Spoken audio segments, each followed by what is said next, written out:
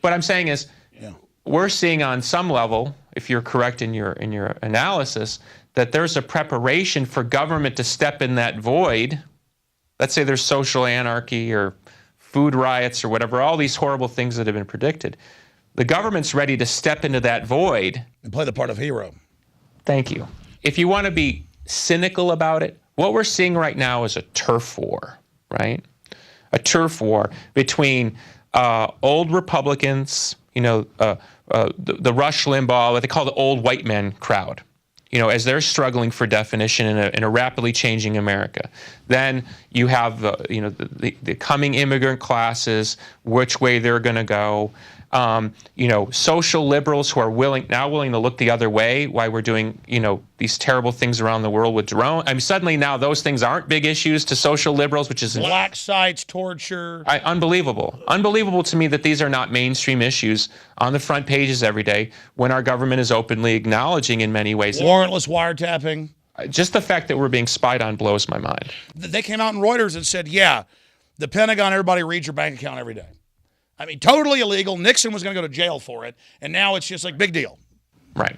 So my point is this. So you see a turf war, right? So here's this dividing line. Okay, let's say free thinkers like you and I are over here, and we're in our little huddled mass, and then this crowd over here who wants to control everything, and let's call it the uninformed in the middle. Well, this turf war is going on. It's like a football game where nobody can really score a touchdown, right? They haven't stamped people like you and me out. And certainly we're not going to stamp them out anytime soon. So it's back and forth. But if something happens where there's this open moment where suddenly 10, 20 million people are suddenly searching for new information because something gets exposed, you know what I mean? I think you have to be able to step into that void with a message that's greater than fear or greater than the counter response to the fear. Because, look, and you and I have talked in private besides publicly. And as I said when I said it in the same spot before, even if you're right, it's so hard for your average American to believe it's true. Do you know what I mean? So there's a sort of a transitional moment. It's like in the Matrix when they realize they're in the Matrix. There's sort of a moment like, how is this even possible? Or when they talk about people get out of jail and they just want to go back to jail. Well, it's like the reality's so bad the guy goes, I want back in the Matrix. That's my point. That's my point. I know people, and I'm sure many of your listeners have these conversations around dinner tables where, you reel off a list of facts. Did you realize this? And they go, I just don't want to know.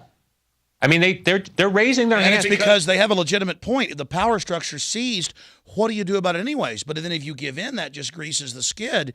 But my point is those people that sit around those dinner tables that admit to their son or their daughter or their uncle, hey, you got a point. I know things are weird and government, but I'm not going to do it. But there will come a point where it's going to touch them in a way where they're going to have to do something.